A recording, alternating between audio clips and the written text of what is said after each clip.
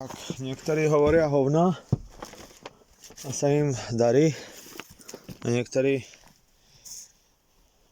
zase hovoria hovna, že idú stavať domčeky na 60 domčekov na Maltu. Na tento malý ostrovček. A ja by som šel. Ale skôr niečo tam zaplatiť na Maltu.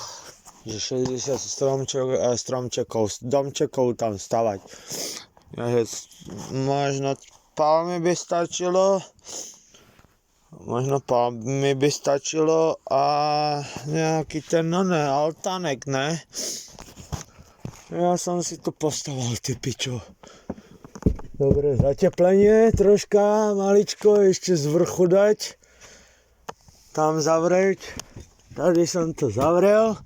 Tam to tež viem zavrieť, takisto, s tým styrodorem, či čo to je, ty vole, polystyren. A niektorí vyprávajú hovna, že sú konzumenti a toto a hento a tamto a ja všetko mám z kontajnera, všetko zadarmo som chcel, takže všetko máme zadarmo.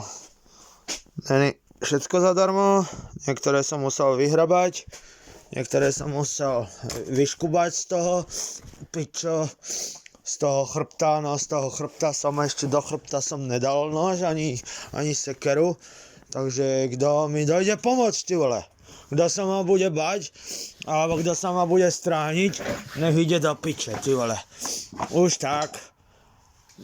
Budeš kričať, no ne, pičo, Curtis, ty vole, Curtisos. Tady máme karfiolik.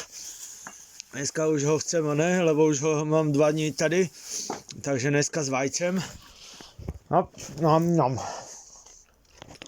A dneska s vajcem ho dáme.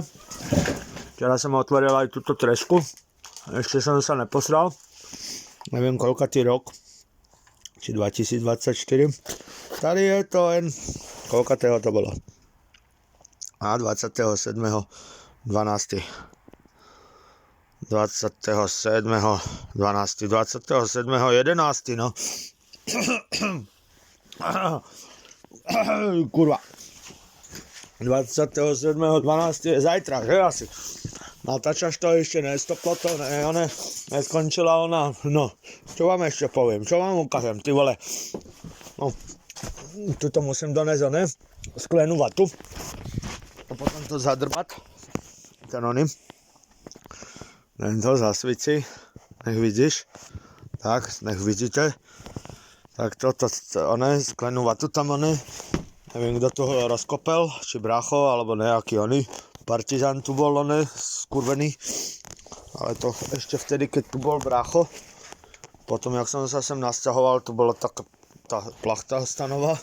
Ja na to pozerám, že ty vole, to je zaizolované. Koľko budeme nad tým rozmýšľať, aby to bolo zadarmo. Tá izolácia, daj si proteín. 1 Danone. Zadarmo, pičo. Koľko to stojí táto sranda?